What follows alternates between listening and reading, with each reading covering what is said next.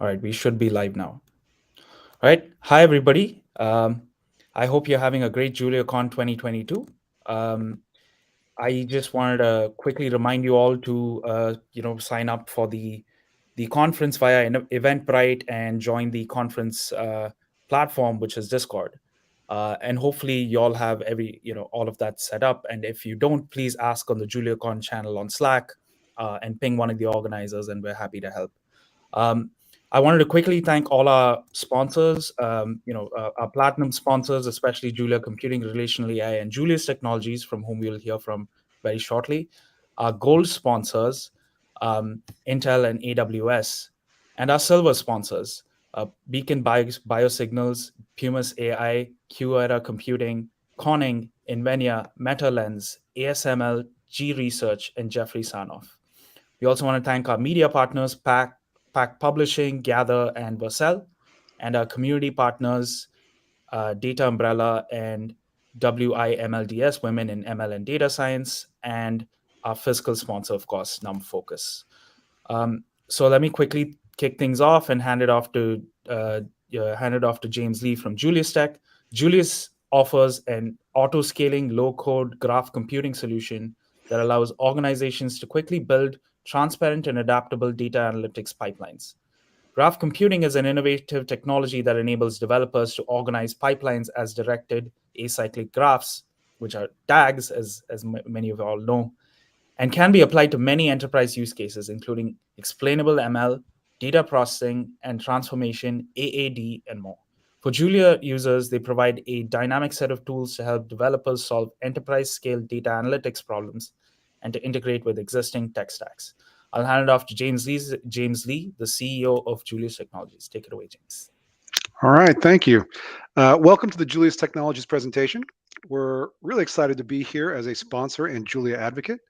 As Ranjan mentioned, my name is James, and I'm the CEO and co-founder of Julius Technologies.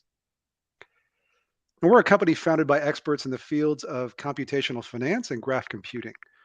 Our team has built some of the most complex data and analytics systems at global investment firms, and we have decades of practical hands-on experience addressing the challenges that engineers typically face when building enterprise scale pipelines.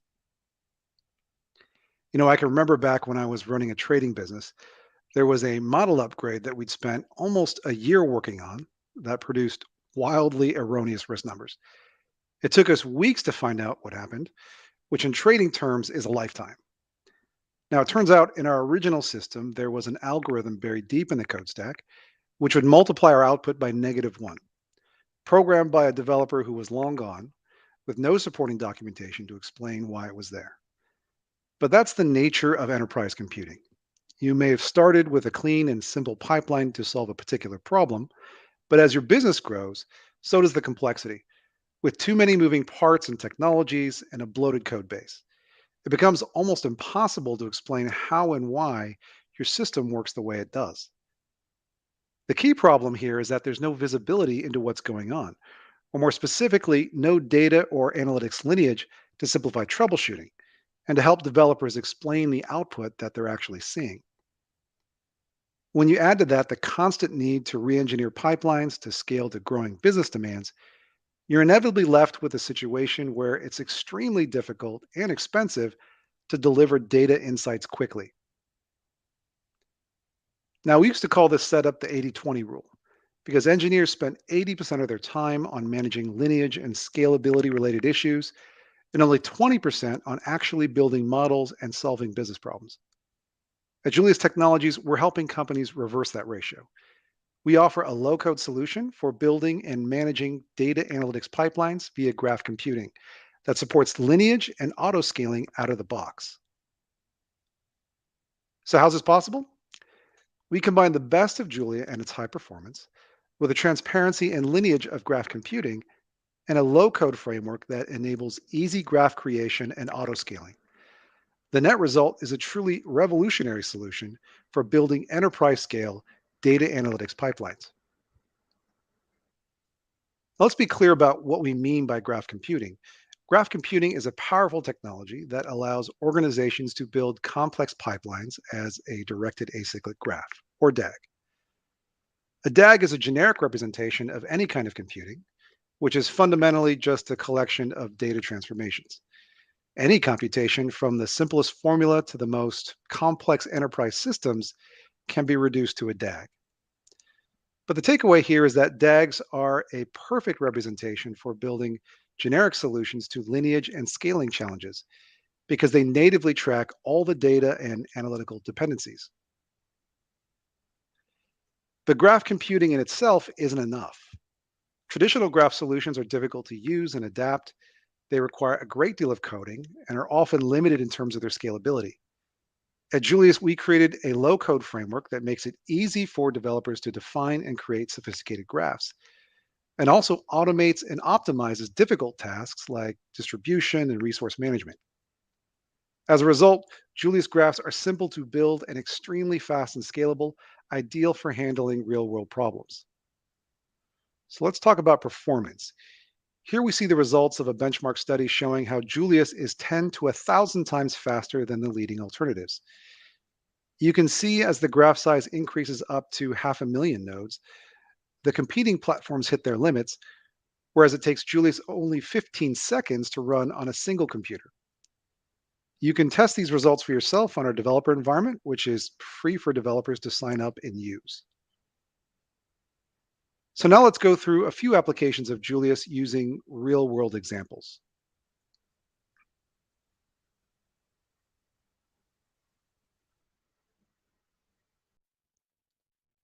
So the first example we're going to show is an accurate reproduction of a bank's ML pipeline for credit approval. Here on the screen, we're showing the process for a couple applying for a credit line increase. So here you can see the entire machine learning training application from beginning to end, from the raw data to feature engineering, the training of the model, and then using the model for inference and reporting the final results. The graph representation is very intuitive. Here, the different colored nodes represent different physical machines. The workload in this case is automatically distributed to 4 different boxes. So for example, all the yellow nodes are executed by the same physical machine. Now let's look at how this application works. In the beginning, this is the raw data, which can be retrieved from any data source. That could be a relational database, public URL, unstructured. We have connectors from many different data sources, but developers are free to build their own as well.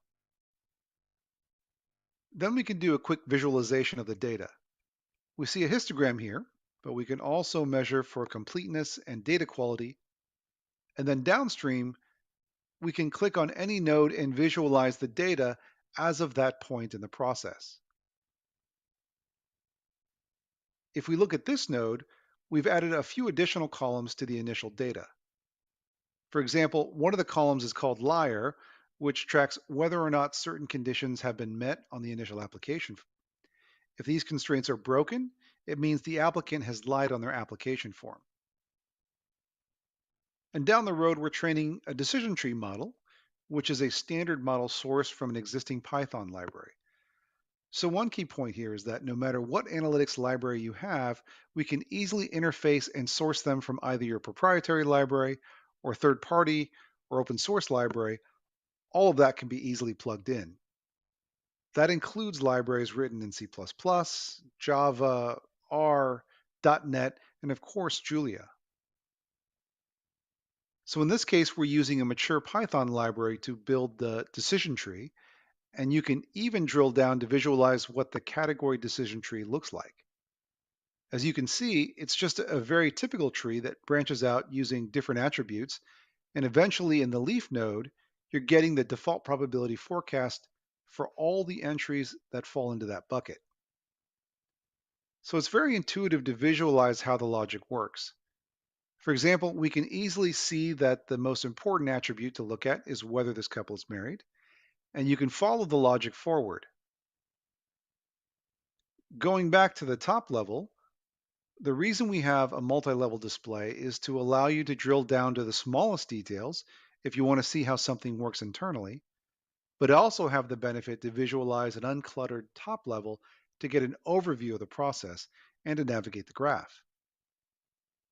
Further up the graph, we have the forecast of the default probabilities, and we have the various metrics for accuracy. For example, here we show the ROC curves and accuracy rate with different views. Now here, we also integrated the model documentation process into the same pipeline. So a developer can describe the corresponding data and analytics for any node, and with a single click, we can generate the entire end-to-end documentation with the actual live data populated. Changing the pipeline in this case will change the corresponding documentation automatically. So this is really useful for governance and control by automating most of the manual labor involved. So this is a self-contained application that highlights a few key benefits that Julius offers. The first is that a graph provides for complete transparency and lineage. For any node, you can just click and get the data and analytical logic behind the calculation, which makes the pipeline much easier to support and debug. For example, you can see what calculations go into any particular node. You can see the complete lineage, and you can also show the dependencies. What are the downstream dependencies that are derived from this particular data point? Making scenario analysis much easier because whenever you change any of the inputs, you don't have to recompute the entire graph. You can just compute those dependent nodes. So scenario analysis becomes much faster. So that's one benefit from having complete lineage and visibility, fast scenario analysis, which comes from using a DAG. So the second benefit is the auto scaling capabilities. For this pipeline to scale, the developer doesn't have to write even a single line of code. Julius automatically takes care of scaling, and you can see that the distribution of the nodes is intelligent. It's not distributed randomly. For example, this cluster of nodes are all distributed to the same machine in order to minimize the network traffic, which is critical to performance. The third benefit I want to highlight is the low code aspect. So to define this entire application, 63 nodes and rather complicated logic, a developer only needs to write 33 lines of declarations in our low-code DSL. So just to be clear, this 33 lines of code defines the pipeline with all the connections and dependencies.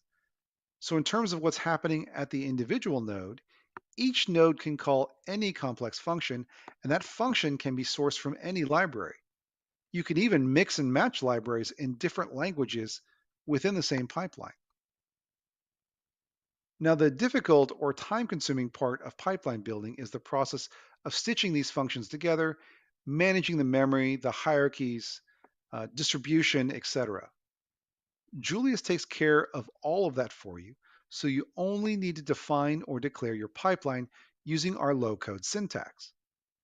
The pipeline is then built automatically without much additional work on the developer side. So I know there's quite a bit of information being thrown your way, but if you want to do a deeper dive into the low-code DSL with some specific applications and examples, we hosted a workshop earlier in the conference, which is accessible on YouTube. So let's move on to the final example, which is based on a much bigger graph that shows the scalability needed to run a bank's risk process. In this case, we're looking at valuing a portfolio of 100,000 trades. So while this graph is rather large with more than 1 million nodes, it certainly doesn't represent the limit. Julius can routinely handle graphs with hundreds of millions of nodes in a distributed manner. In this case, since the graph is so large, it can't be displayed on a single page, but we can still easily navigate the graph. Here we can drill down into the hierarchy of the graph to look at the individual trades and see all of the intermediate steps and how the calculations have been automatically distributed across multiple machines. We also natively support AAD, or adjoint algorithmic differentiation, out of the box, which is useful for financial risk modeling and also backpropagation for ML and deep learning applications. It's a powerful feature that provides for extremely quick sensitivity calculations and for computing gradients. Again, I just want to quickly highlight that to get all these benefits with a very large graph, A developer only needs to write 69 lines of code in our DSL to build this entire pipeline with over 1 million nodes. In practice, the equivalent system at a bank would comprise hundreds of thousands of lines of code or more.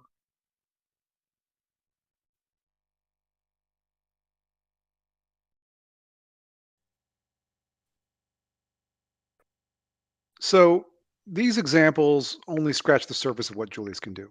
You can appreciate how much faster and easier it is to build data analytics because we automate most of the difficult and tedious tasks. Julius can also be used to refactor existing pipelines in a piecemeal way to be scalable and transparent. So, one of the reasons we started Julius was to offer Julia developers better tools for solving enterprise problems. The powerful combination of Julia and Julia's low code auto scaling graphs produces next generation capabilities and speed. We're helping Julia developers build enterprise solutions in a fraction of the cost and time. Our low code framework is based on Julia syntax, so it's easy for Julia developers to learn and use.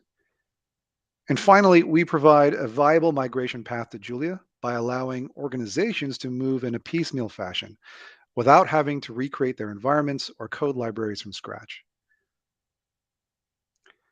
So we appreciate the opportunity to present to JuliaCon.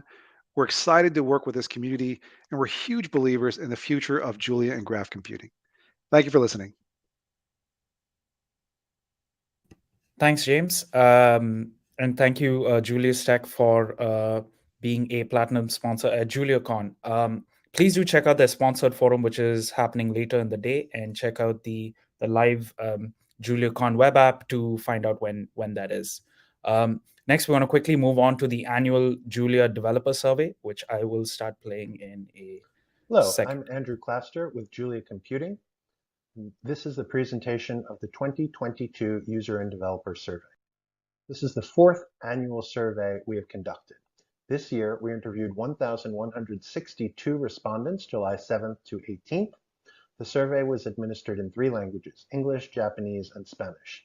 In previous years, and we hope in future years, we intend to include Chinese again as well. You can see the actual question wording of each question just under the black line at the top of the screen. Which of the following languages have you used regularly or frequently during the past year? As we would expect, number 1 is Julia at 85%, followed by Python at 67%, Bash Shell, PowerShell at 42%. Which of the following languages have you used regularly or frequently during the past year? And which do you plan to use regularly or frequently during the next year? 92% of respondents say they plan to use Julia regularly or frequently during the next year, an increase compared with the percentage who say they've used Julia regularly or frequently during the past year. Users and developers plan to use Python less, Bash Shell, PowerShell less, as well as several other languages less. 75% say Julia is one of my favorite languages. An additional 17% say they like Julia, for a total of 92% who say that Julia is one of their favorite languages or they like Julia. Python has continued its decline over the past 4 years. The most popular technical features of Julia are number 1, speed and performance, number 2, ease of use, number 3, open source code is available and can be modified, package manager, multiple dispatch, solves the 2-language problem. The most popular non-technical features are it's free, the community of developers is talented and active, the community of developers is warm and welcoming. The biggest technical problems with Julia are, number 1, packages aren't as mature or as well maintained as I need. Number 2, it takes too long to generate the first plot. Number 3, cannot generate self-contained binaries or libraries such as .exe, .dll, etc.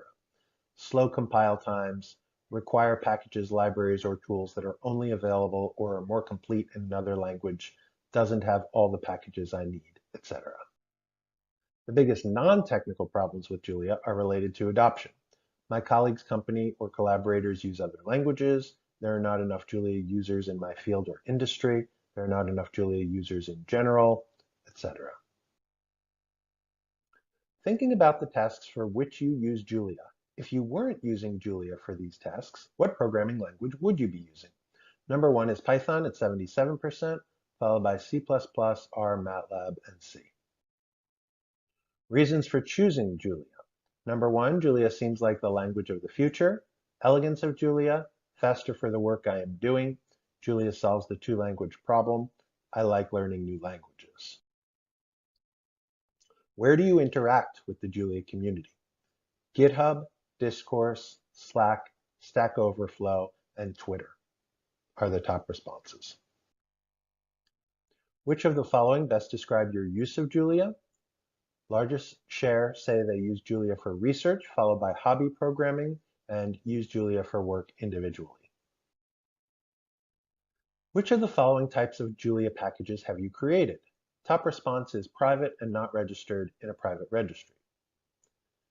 Which of the following types of Julia packages have you contributed to, including documentation or filing issues, but not created? Top response is open source and registered in the Julia General Registry. When did you first start using Julia?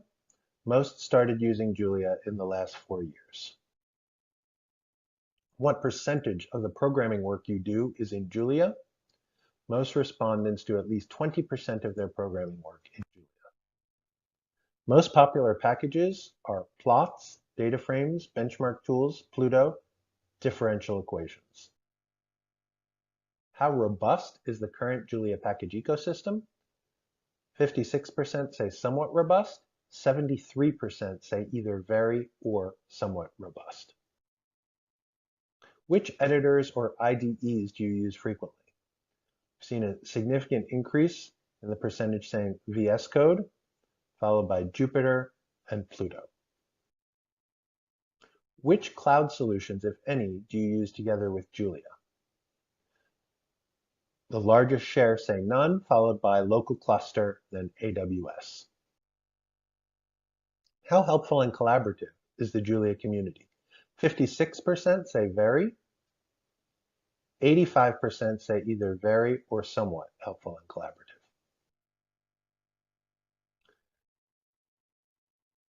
Offering JuliaCon online for the past 3 years has dramatically increased the share of respondents who are able to participate in JuliaCon. How did you download or install the Julia version you use most frequently? Nearly 3/4 say binaries from julialang.org, followed by Linux distribution, Julia Up, compiled Julia from source. With which operating systems do you use Julia? Top response is Linux x86, followed by Windows, Mac OS, which are growing. Which hardware accelerators, if any, do you use together with Julia? 42% do not use hardware accelerators. That's down from 50% or more in the past 3 years. The largest share of respondents use NVIDIA GPUs. What resources have you found most useful when learning Julia for the first time or when learning how to do something in Julia? Number one, Julia Manual, followed by YouTube tutorials, JuliaCon presentations, Julia Books, and Julia Academy. Which of the following do you use as part of your work? Number one, data science, which has increased over the past 3 years, modeling and simulation, statistics, machine learning, visualization, optimization. Which of the following best describes you, academic or professional? Users were also invited to select both. We've seen a significant increase in the percentage who say professional, as well as a decline in the percentage who say academic. Among academics, the largest number of users are graduate or postgraduate students or researchers, followed by faculty, research scientists. Among professionals, the vast majority say engineer or developer. Many also say researcher, analyst, or manager. What is the primary industry in which you work? Among professionals, number one is software, IT, followed by engineering, finance, consulting, life sciences, and healthcare. Among academics, The primary field of study or research for the largest number is computer science, followed by mathematics, physics, and biology. What type of improvements to Julia would make you more likely to recommend Julia to other people? Number one is reduced startup time. How many years of coding experience do you have? Most Julia users and developers have 15 years coding experience or less.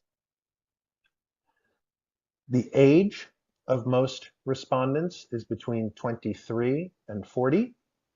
We're seeing growth in the share who are age 36 plus.